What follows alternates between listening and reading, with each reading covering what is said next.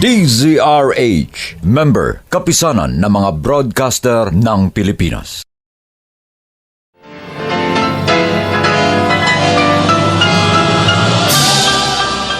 Buong karangalang inihahandog ng DZRH para sa bagong milenyo ang isa pang magandang dula mula sa panulat at direksyon ni Salvador M. Royales.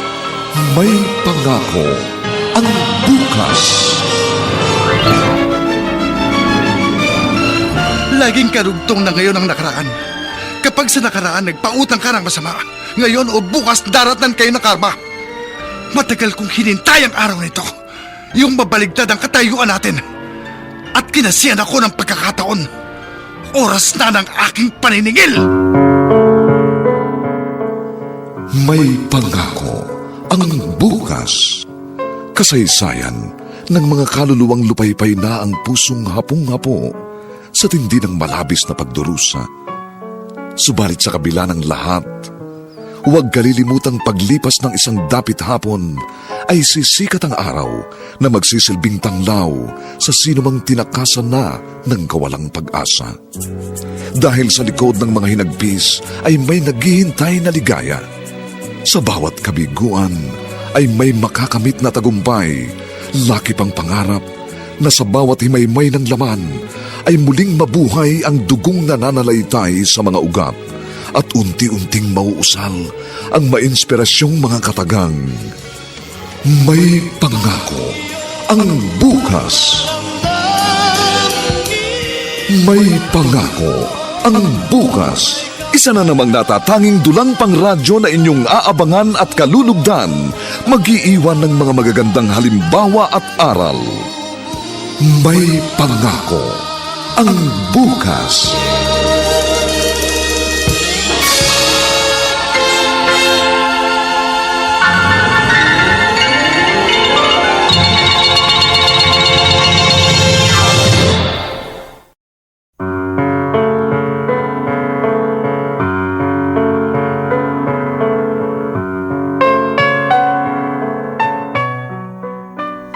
Magandang umagang muli sa inyong lahat, mga kaibigan.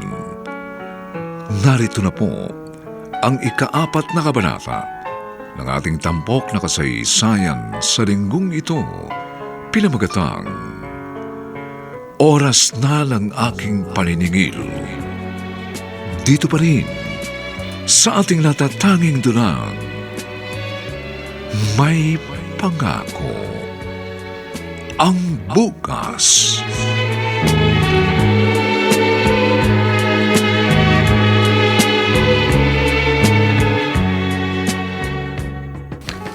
Aurora, tama kaya itong ating gagawin? Pinuntahan natin itong opisina ni Russell. Kailangan na natin siya makausap ng personal, Arturo. Lahat ng ating kapitbahay nakalipat na sa relocation site ay binigay ng gobyerno. Bakit napag-iwanan tayo? Ayan, narito na tayo. Ito ang pintuang itinuro nung napagtanungan natin. Kumato ka na.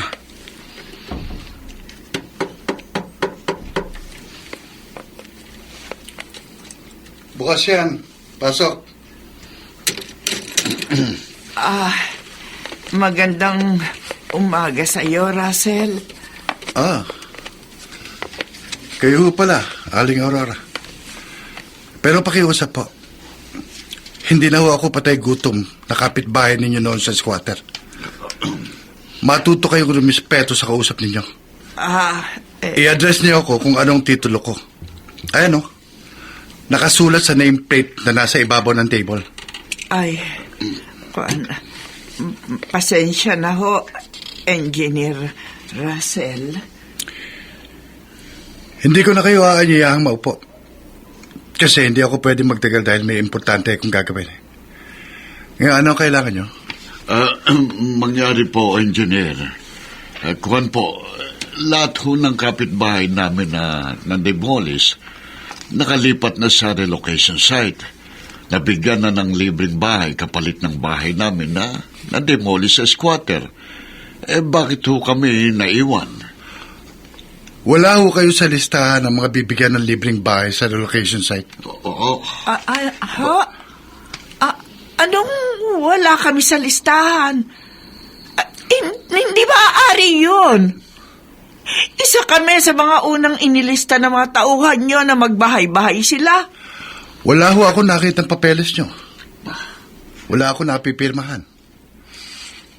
Baka naman ho hindi talaga kayo residente sa lugar na dinimolish. Ano?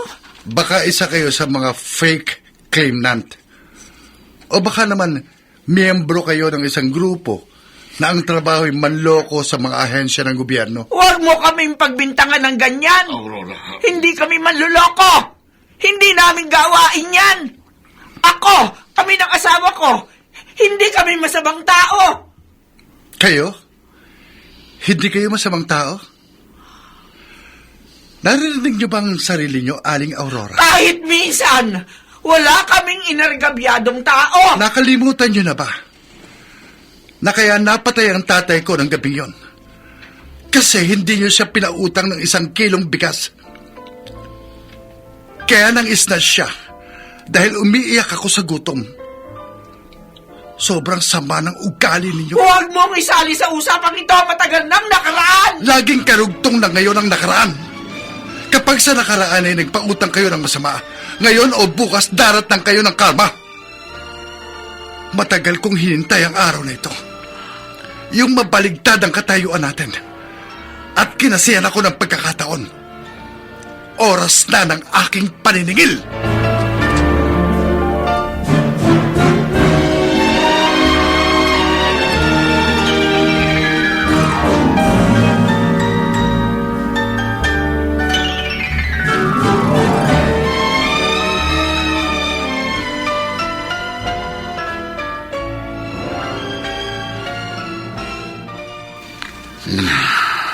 Nagkatotoong kutob ko, Aurora.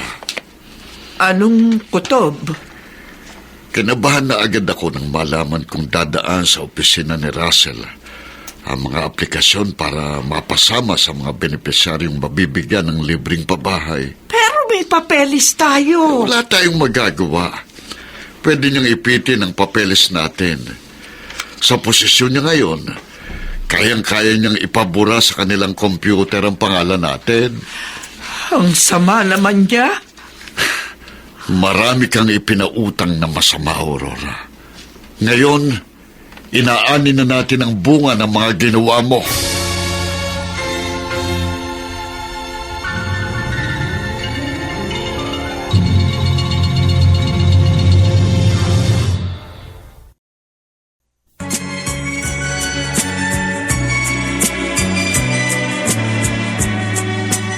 At ngayon, balikan natin ang tampok na kasaysayan sa ating dulang.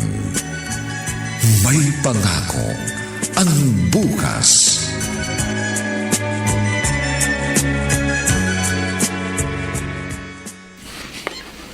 Paren Russell, tinuluyan mo palang gawin yung sinabi mo sa akin. Alin? Yung haharangin mo mga papeles ng dati mong kapitbahay sa squatters area na dinimolis para hindi sila makasama sa bibigyan ng libreng pabahay. Pinaramdam ko lang sa kanilang sakit ng kalooban ng isang napagkakaitan ng tulong, parang JC.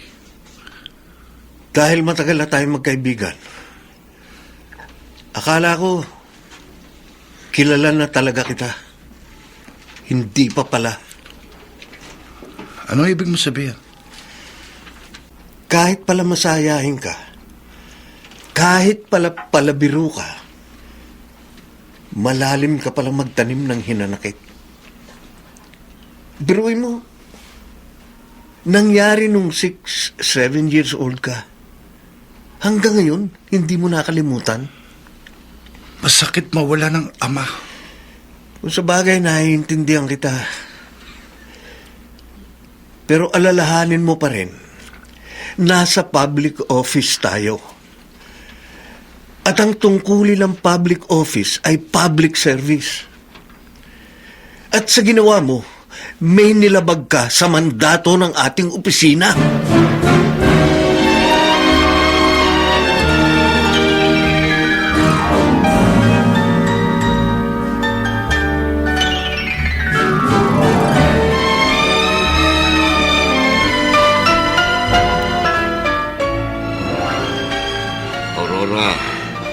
magkape na ako. May mainit ng tubig sa termos kung gusto mong magkape. Ako alis na. Aba, saan ba ang punta mo? Kahit kolorum ang tricycle ko, babiyahe ko para kumita naman ako kahit konti. Para magka-income naman tayo. Hindi na tulad ng dating buhay natin. Noon, pagising natin, magbukas lang tayo ng tindahan, kikita na tayo. Wala na tayong tindahan ngayon. Nangungupahan pa tayo nitong maliit na kwartong ito. Hindi hinarang ni Russell ang papeles natin. May maayos din sana tayong bahay sa relocation site. Ay ko, tanggapin na lang natin. Ganun talaga. Sinong mag-aakalang ang anak ng taong noon pinagkaitan mo ng tulong? Ay siya pang magkakaroon ng posisyon sa ahensyang mag-aasikaso ng mga papeles natin. Bakit sinapon mong batok mo? Kasi kahapon pa ito kumikirot Saka parang hinihingal ako ng isang araw pa. Regular mo bang iniinom ang gamot mo sa high blood? Oo. Tensyonado ka kasi nitong mga nakaraang araw. O siya, dito ka muna. Sasamantalayin ko habang maaga pa. Wala pang mga nanguhuli ng kolorum pag ganitong oras, ha? Arturo, sandali. Bakit? Pwede bang dumaan ka sa butika? Ibili mo ako ng gamot sa high blood. Alam mo naman yung gamot, di ba? Oo, sige. Tutuloy na ako. Dati, ang luwag namin sa buhay. Dati, malaki ang bahay namin.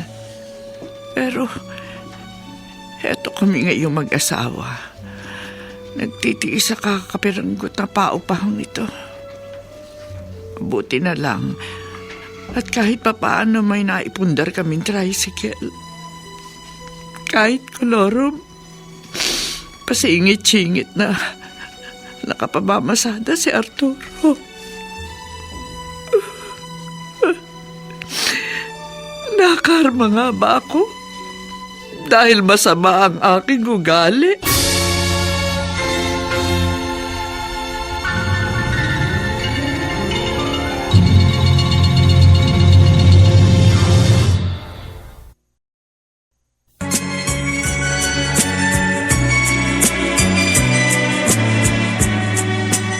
At ngayon, balikan natin ang tampok na kasaysayan sa ating dulang. May pangako ang bukas.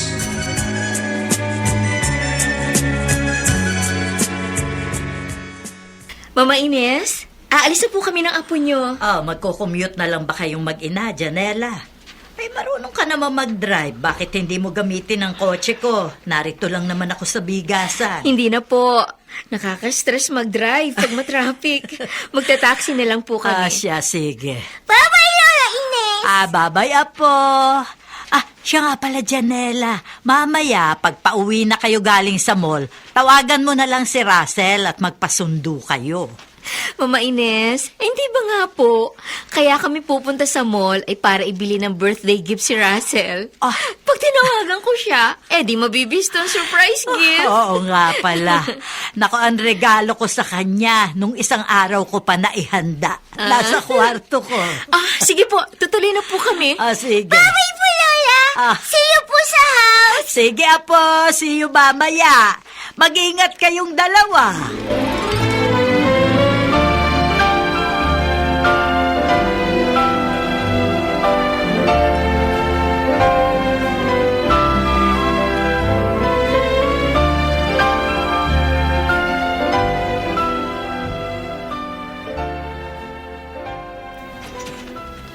Eto. Nasa drawer ko mga papeles ng mag-asawang Aurora at Arturo. Alam ko mali ang ginawa kong pagkaitan sila ng lehitimong tulong mula sa gobyerno na magkaroon ng sariling bahay pagkatapos silang ma-demolish sa squatters area. Kompleto ang kanilang mga papeles.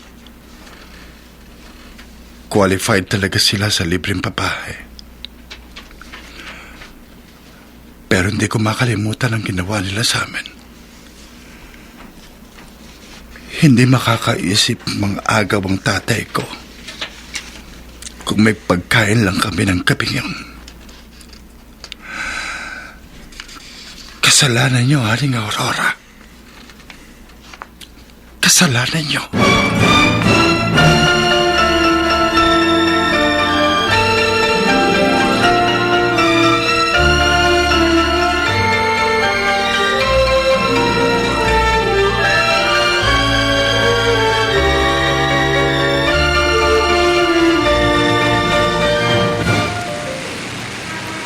Mommy?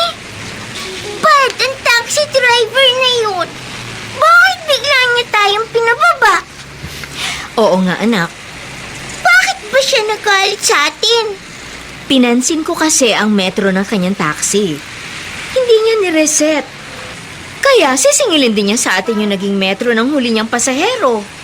Abae nang bistuhin ko, nagalit. Halika na, anak. Tumawid na lang tayo sa kabila. Anak, umiwas ka!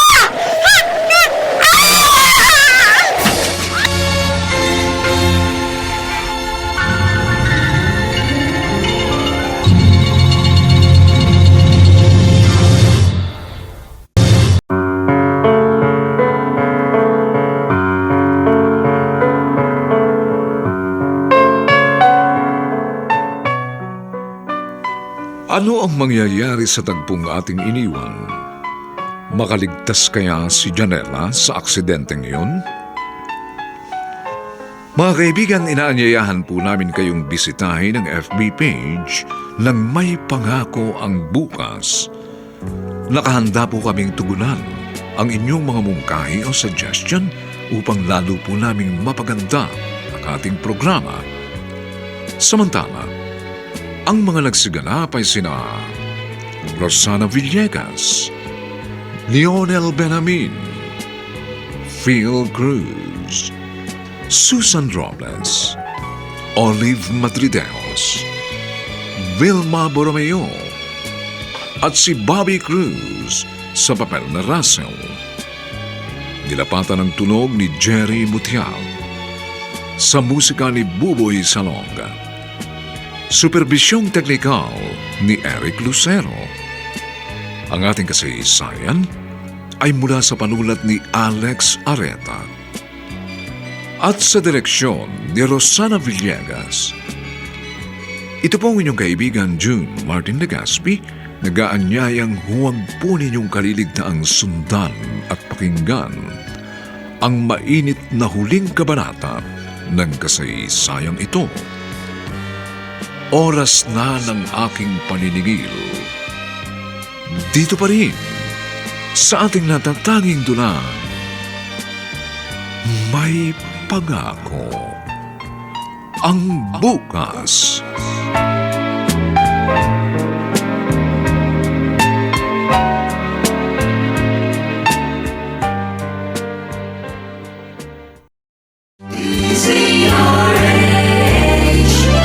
DZRH, member, kapisanan ng mga broadcaster ng Pilipinas.